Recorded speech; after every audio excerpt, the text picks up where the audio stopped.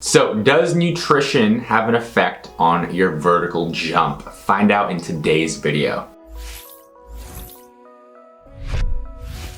So this is a really common question I get asked as a nutritionist for basketball players, along with the whole, how do you build muscle? What foods help me build muscle? How do you lose body fat? How do I increase vertical jump? Or does nutrition have an impact on vertical jump? Is a really common question I get asked. And at first, I didn't really think it did, but the more I looked into it, the more I thought about it, I quickly realized, oh yeah, it actually does have quite an impact on your vertical jump. Not through the ways you might think though, and in today's video, we're gonna go over 3 ways that nutrition could potentially impact your vertical jump and impact your explosiveness on the basketball court. So the first way that nutrition could potentially affect your vertical jump is through its impact on body fat and lean mass. So in theory, if you have less body fat, because body fat really doesn't do anything for your performance. Muscle, if you gain it, you gain weight, but you gain strength, you gain power, explosiveness. It has benefits for your performance. With body fat, that's really not the case. Excess body fat is just stored energy. It doesn't really do anything for your performance. So in theory,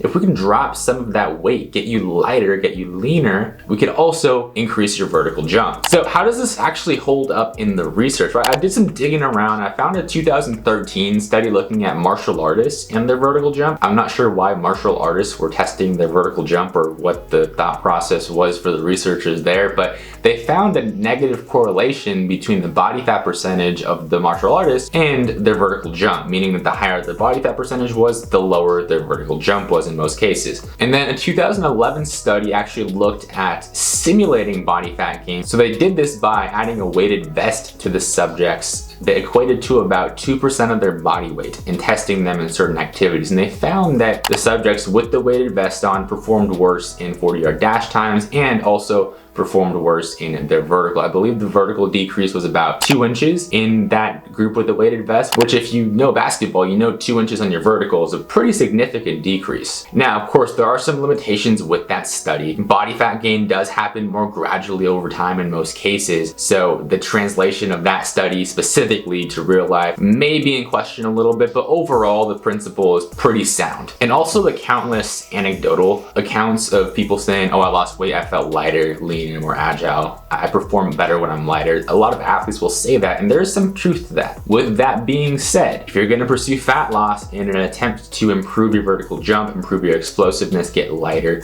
quicker, more agile, what you don't want to do, and this is where people mess up all the time, you don't want to put yourself in a position where you're going to lose lean mass too. And you also don't want to put yourself in a position where you are losing body fat in the middle of a competitive season. Because while body fat doesn't really have any extra benefit, the approach to lose body fat requires you to be in a calorie deficit. And when you're in a calorie deficit, you're not going to be performing to the best of your ability. You're going to slightly increase injury and illness risk, and there's a whole host of negative effects to being in a calorie deficit. So you want to take into consideration those 2 things.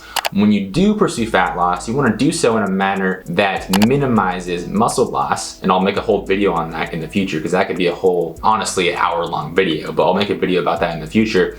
And you also want to be in a position where you don't attempt to lose body fat at the wrong time during your year. Because if you do that, you're going to be in a calorie deficit at the wrong time. It's going to negatively impact your performance, possibly increase injury risk, and it's just not a good look. And I actually made a video going over the best time of the year to pursue fat loss, so I'll link that up here on the screen right now so you can go watch that. So in summary for this first point of nutrition's involvement in vertical jump, if you lose body fat and maintain muscle, it can improve your vertical jump. Now, another way that nutrition could potentially be involved in increasing your vertical jump is just simply making sure you have the energy available to perform the vertical jump. If you don't have energy available, you're not going to be able to get the most out of your jump. And especially if we're looking at a situation where it's not an isolated incident, like you're not just in a lab testing your vertical jump. If you're in a basketball game, in a workout, you're going to be using a bunch of energy for other stuff. So if you don't have any energy left over to like explode or go up for a layup, go up for a rebound, of course your vertical is going to be hindered. In that case, it's a fairly obvious correlation.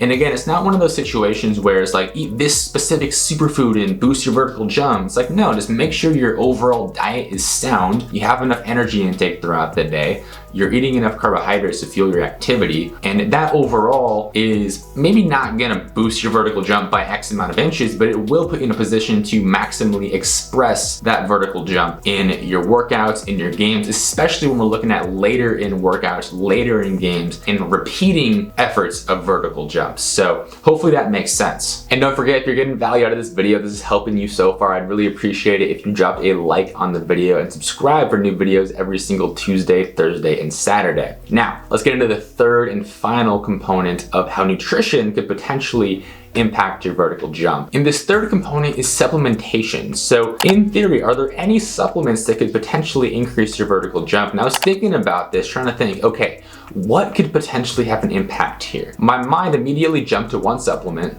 creatine. And you guys probably think I think creatine is like this cure-all supplement, and it's not. But if you think about it, one of the functions of creatine is to fuel or provide energy for those short, explosive bursts of activity, one of which is jumping, exploding off the ground. So in theory, by supplementing with creatine, could you increase your vertical jump? It sounds plausible. So I did some digging into the research and I didn't find much, but I found one study while I was researching, and it concluded that creatine itself didn't increase the total vertical jump, but it did reduce the time of recovery between successive vertical jumps. And that's just as important in basketball, because you might have to explode up for a rebound and then explode up again, chase someone down, block someone, then run down to the court, opposite end of the court, and jump up for a layup or something like that.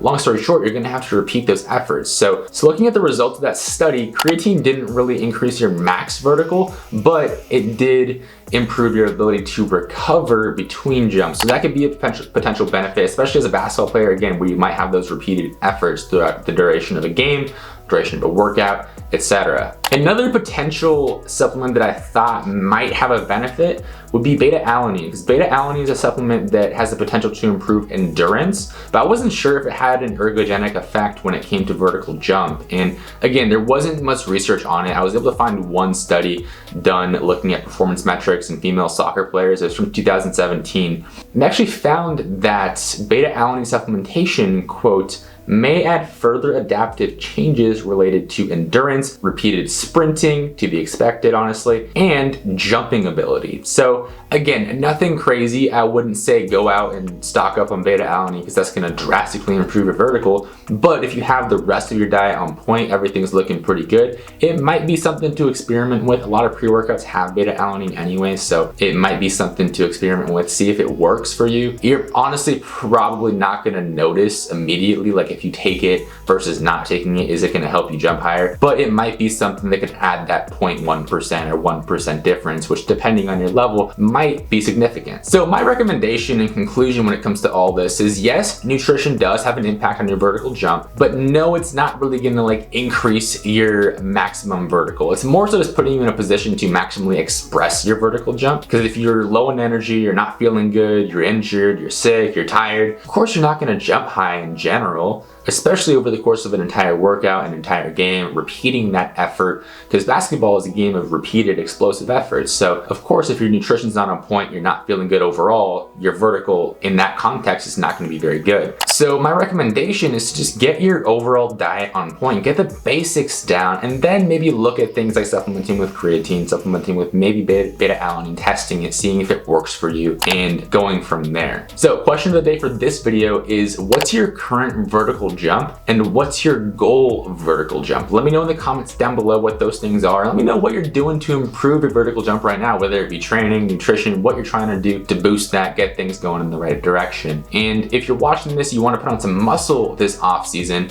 I'd recommend checking out the series I did on the ultimate guide to gaining muscle mass as a basketball player. I'll link the playlist here on the screen right now. You should be able to see it right now on the screen. Go ahead and click that. Watch that. Let me know if you have any questions about anything I covered in this video, and I will see you in the next video here on the channel.